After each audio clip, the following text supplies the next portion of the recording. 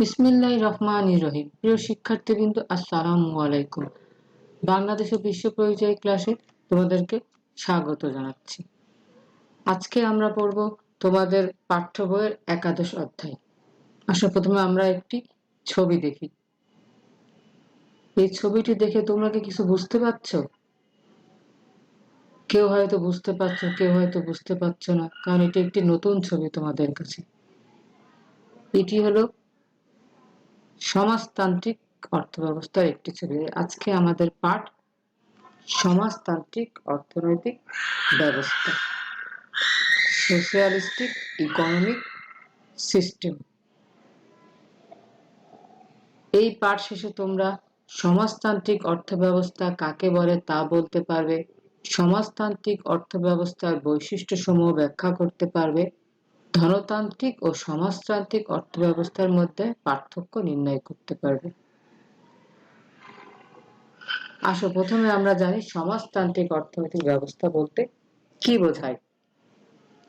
যে অর্থব্যবস্থায় সম্পদ ও উৎপাদনের উপাদানসমূহের উপর সরকারি মালিকানা বজায় থাকে বা কোনো ব্যক্তি মালিকানার অস্তিত্ব থাকে না, তাকে সমাজতান্ত্রিক অর্থব্যবস্থা বলে।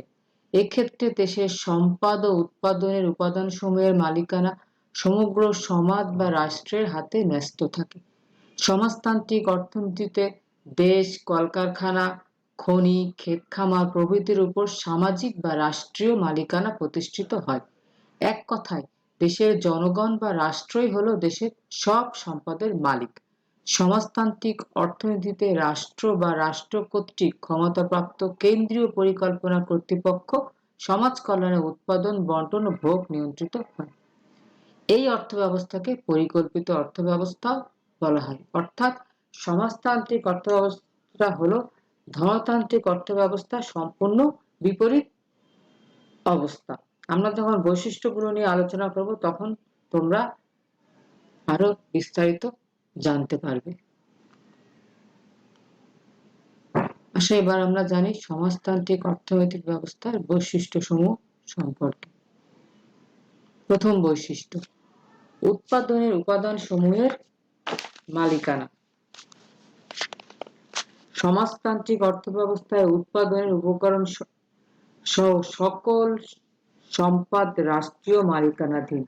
সম্পদের উপর কোনো রকম ব্যক্তি মালিকানা থাকে না। সমাজতন্ত্র হচ্ছে সমাজের অর্থনৈতিক সংগঠন। এই সংগঠনের মাধ্যমে রাষ্ট্র উৎপাদনের চারটি উপাদানকে সমন্বিত করে একটি সার্বিক কেন্দ্রীয় পরিকল্পনা অনুসারে উৎপাদন কার্যের নির্দেশনা দেয় ও তা পরিচালনা করে।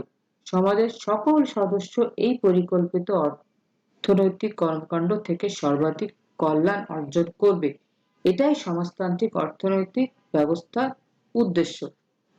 আর আমরা ধনতান্ত্রিক অর্থনৈতিক ব্যবস্থায় দেখেছিলাম ঠিক এর বিপরীত অবস্থা, অর্থাৎ সেখানে উৎপাদন সমূহের মালিকানা ব্যক্তি বা প্রতিষ্ঠান নিজেই, অথবা ব্যক্তি তার আয়ের সাহায্যে উপকরণ সমূহের মালিকানা অর্জন করতে পারে। ২ নম্বর বৈশিষ্ট্য, অর্থনৈতিক কার্যাবলীতে সরকারি নির্দেশনা। ধনতান্ত্রিক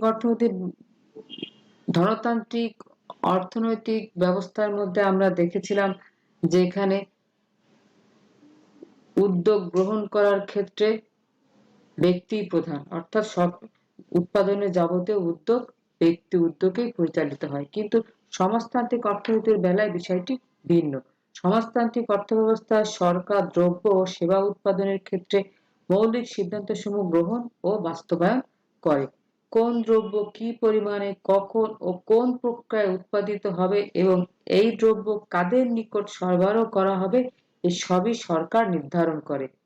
এসব সিদ্ধান্ত সরকারের কেন্দ্রীয় পরিকল্পনারই অংশ। এখানে ব্যক্তিগত উদ্যোগ গ্রহণ ও বিনিয়োগের সুযোগ নেই, যেটা ধনতান্ত্রিক অর্থব্যবস্থায় আছে। ব্যক্তিগত উদ্যোগ গ্রহণ করতে পারে এবং উৎপাদনকারীরা যে কোনো পরিমাণ বিনিয়োগ করতে পারে। ৩ নম্বর বৈশিষ্ট্য, ভোক্তার স্বাধীনতার অভাব। সমাজতান্ত্রিক অর্থব্যবস্থায় উৎপাদকের যেমন উৎপাদন বিষয়ক সিদ্ধান্ত গ্রহণের স্বাধীনতা নেই, তেমনি ভোগকারীরও নিজ ইচ্ছামতো দ্রব্য সামগ্রী ভোগের সুযোগ নেই। উৎপাদক সরকার নির্ধারিত দ্রব্য সামগ্রী উৎপাদন করে এবং ভোগকারী সেগুলো প্রয়োজন মতো ক্রয় ও ভোগ করে। তবে সামাজিকভাবে প্রয়োজনীয় দ্রব্যাদি নির্বাচন ও ক্রয়ের ব্যাপারে ভোক্তার স্বাধীনতা আছে। ধনতান্ত্রিক অর্থব্যবস্থায় আমরা দেখেছিলাম উৎপাদনকারী যেমন ইচ্ছামতো দ্রব্য উৎপাদন করতে পারে, ভোগকারীও তার রুচি সামর্থ্য আয় অনুযায়ী দ্রব্য সামগ্রী ইচ্ছামতো ক্রয় ও ভোগ করতে পারে। অর্থনৈতিক কার্যাবলীর উদ্দেশ্য। সমাজতান্ত্রিক অর্থব্যবস্থায় সকল অর্থনৈতিক কর্মকাণ্ড প্রতিটি নাগরিকের মৌলিক চাহিদা পূরণ এবং জনগণের সর্বাধিক কল্যাণ সাধনের লক্ষ্যে পরিচালিত হয়। এখানে ব্যক্তিগত মুনাফা অর্জনের সুযোগ নেই। কিন্তু ধনতান্ত্রিক অর্থনৈতিক ব্যবস্থার ক্ষেত্রে আমরা দেখেছিলাম যেহেতু উৎপাদন প্রক্রিয়া ব্যক্তিগত উদ্যোগে পরিচালিত হয়, সরকারি কোনো হস্তক্ষেপ থাকে না, সেই জন্য এই অর্থনৈতিক কর্মকাণ্ডের বা উৎপাদন প্রক্রিয়ার বা উদ্যোক্তার মূল লক্ষ্যই হলো যে কোনো উপায়ে হোক সর্বাধিক মুনাফা অর্জন করা। আর সর্বাধিক মুনাফা অর্জন করার ফলে সেখানে জনগণের সার্বিক কল্যাণের কথা চিন্তা করা হয় না। আয় বন্টন। ধনতান্ত্রিক ব্যবস্থায় মুনাফার মধ্যে শ্রমিকের মজুরির একটি অংশ থাকে যা তাকে দেওয়া হয় না। পুঁজিপতি উদ্যোক্তা এই মুনাফা গ্রহণ করে। সমাজতান্ত্রিক অর্থব্যবস্থায় অর্জিত মুনাফার মালিক রাষ্ট্র বা সরকার। একইভাবে ভূমির খাজনা ও মূলধনের সুদও সরকারের কোষাগারে জমা হয়, কারণ সরকারই ভূমি ও মূলধনের মালিক। অর্থাৎ সমাজতান্ত্রিক অর্থব্যবস্থায় আয়ের সুষম বন্টন হয়। প্রত্যেক শ্রমিক তার যোগ্যতা অনুযায়ী ন্যায্য পারিশ্রমিক পায়। ফলে এখানে শ্রেণী বৈষম্যের উদ্ভব হয় না এবং আয়ের বা সম্পদের সুষম বন্টন হয়। কিন্তু পুঁজিবাদী বা ধনতান্ত্রিক অর্থব্যবস্থায় উৎপাদনকারী বা উদ্যোক্তারা অতিরিক্ত লাভের জন্য অনেক সময় শ্রমিককে তার ন্যায্য মজুরির চেয়ে কম মজুরি দিয়ে থাকে। ফলে সেখানে শ্রমিক শোষণ হয় এবং একটা শ্রেণী বৈষম্যের সৃষ্টি হয়। কিন্তু সমাজতান্ত্রিক অর্থনীতিতে শ্রমিক শোষণের কোনো বিষয় নাই, যার ফলে আয়ের সম বন্টন হয়। মূলত সমাজতান্ত্রিক অর্থব্যবস্থায় রাষ্ট্র শ্রমিকের মজুরি প্রদান করে এবং উৎপাদনের অন্যান্য ব্যয় নির্বাহ করে। ফলে ধনতন্ত্রের মতো পুঁজিবাদী কর্তৃক শ্রমিককে বঞ্চিত করার সুযোগ থাকে না। এখানে শ্রমিকের মজুরি প্রদানের মূল নীতি হলো প্রত্যেককে তার যোগ্যতা অনুযায়ী কাজ পাবে এবং কাজ অনুযায়ী পারিশ্রমিক পাবে। এই ব্যবস্থায় বেকারত্ব থাকে না, কারণ রাষ্ট্র প্রত্যেকের সামর্থ্য ও যোগ্যতা অনুযায়ী কাজের ব্যবস্থা করে দেয়। সকলের আয়ও এক নয়, কিন্তু কেউ উৎপাদনে তার অবদান অনুসারে প্রাপ্য আয় থেকে বঞ্চিত হয় না। এসব বৈশিষ্ট্যের কারণে অর্জিত সম্পদের সুষম বন্টন হয়। এই অর্থনৈতিক ব্যবস্থায় আয় বৈষম্য ধনতান্ত্রিক ব্যবস্থার আয় বৈষম্যের চেয়ে কম। সমাজতান্ত্রিক অর্থনীতিতে জনগণের প্রয়োজন অনুযায়ী উৎপাদন, বন্টন ও ভোগের কার্যক্রম সম্পন্ন হয়। সকল অর্থনৈতিক কার্যক্রম একটি কেন্দ্রীয় পরিকল্পনার আওতায় রাষ্ট্র কর্তৃক পরিচালিত হয়। তাই সম্পদের অপচয় অপেক্ষাকৃত কম হয়। এর ফলে মোট জাতীয় উৎপাদন ক্রমাগতভাবে বৃদ্ধি পায় এবং সম্পদের সুষম বন্টন সম্ভব হয়। এইগুলি ছিল মূলত সমাজতান্ত্রিক অর্থনৈতিক ব্যবস্থার বৈশিষ্ট্যসমূহ। এবং এবার আমরা দেখি যে সমাজতান্ত্রিক সমাজতান্ত্রিক অর্থনৈতিক ব্যবস্থার সাথে ধনতান্ত্রিক অর্থনৈতিক ব্যবস্থার পার্থক্য কি। এই সমাজ এতক্ষণ যে আলোচনা করলাম সেই আলোচনা থেকে কতগুলি পার্থক্য দৃশ্যমান হলো। যেমন উৎপাদনের উপকরণ সমূহের মালিকানা। আমরা আগেই জেনেছি যে ধনতান্ত্রিক অর্থব্যবস্থায় উৎপাদনের উপকরণ সমূহের মালিক থাকে ব্যক্তি নিজেই, অর্থাৎ ব্যক্তি তার আয় বা সম্পদ দিয়ে সমগ্র উৎপাদনের উপকরণ সমূহের মালিকানা অর্জন করতে পারে। অপরদিকে সমাজতান্ত্রিক অর্থব্যবস্থায় এখানে ব্যক্তিগত কোনো ব্যাপার নাই, সমস্ত উপকরণের মালিক সরকার। উদ্যোগ গ্রহণের স্বাধীনতা।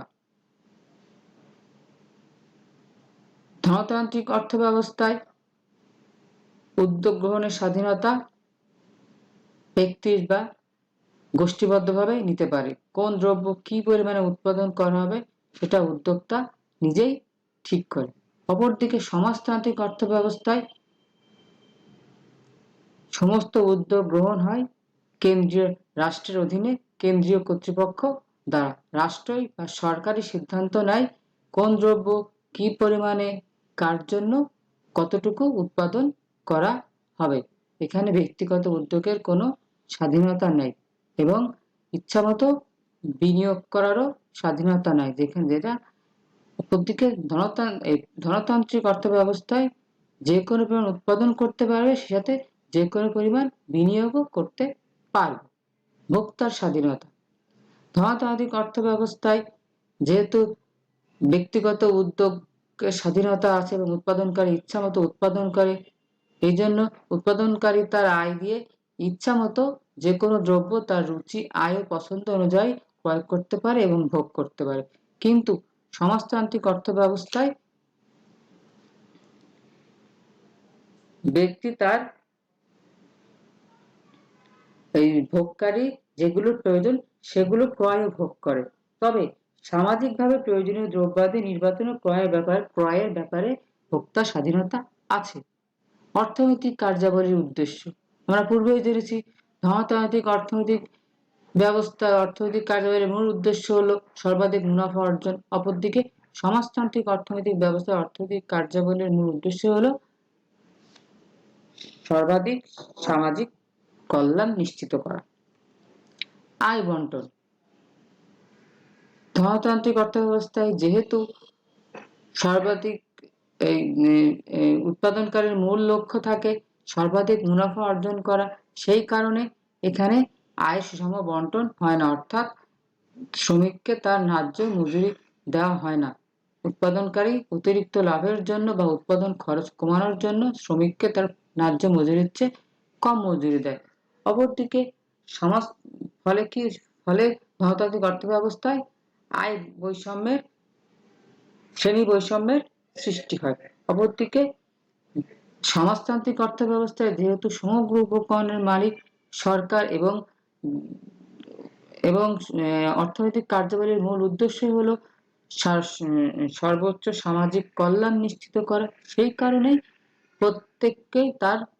প্রত্যেকেই তার যোগ্যতা অনুযায়ী কাজ পায় এবং ন্যায্য মজুরি পায়। ফলে আয় সুষম বন্টন হয় এবং এখানে তেমন কোনো শ্রেণী বৈষম্যের সুযোগ এখানে কম। এইগুলোই ছিল মূলত ধনতান্ত্রিক ও সমাজতান্ত্রিক অর্থনৈতিক ব্যবস্থার মধ্যে পার্থক্য।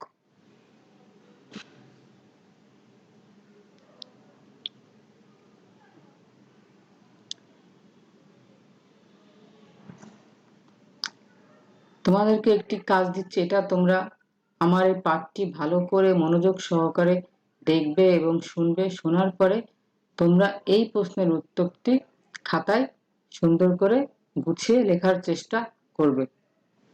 পরবর্তীতে যখন স্কুল খুলবে তখন আমি তোমাদের এই কাজটি দেখব।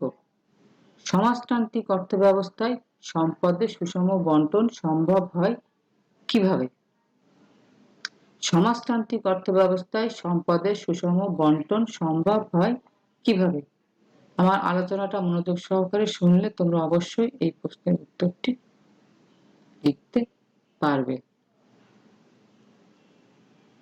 একটা বাড়ির কাজ দেওয়া হলো, তোমরা লিখে এই গ্রুপে পাঠিয়ে দেবে। আরিসা এমন একটি দেশে বাস করে যেখানে শ্রমিককে তার ন্যায্য মজুরির চেয়ে কম মজুরি দেওয়া হয়। অপরদিকে রোজা এমন একটি দেশে বাস করে যেখানে শ্রমিককে তার যোগ্যতা অনুযায়ী ন্যায্য পারিশ্রমিক দেওয়া হয়। আরিসা ও রোজার দেশের অর্থনৈতিক ব্যবস্থার মধ্যে প্রধান তিনটি পার্থক্য ব্যাখ্যা করো। আরিসা ও রোজার দেশের অর্থনৈতিক ব্যবস্থার মধ্যে প্রধান তিনটি পার্থক্য ব্যাখ্যা করো। তোমরা অবশ্যই বাড়ির কাজটি করবে। ধন্যবাদ সকলকে।